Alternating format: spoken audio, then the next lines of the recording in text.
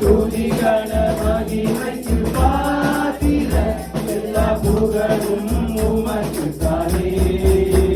நீர் பரிசுத்தர் பரிசுத்தர் பரிசுத்தர் எங்கள் பரலோக ராஜாவே. இந்த வானபூமியில் உள்ளோராகும் உந்தன் நாமத்தை உயர்த்தட்டுமே.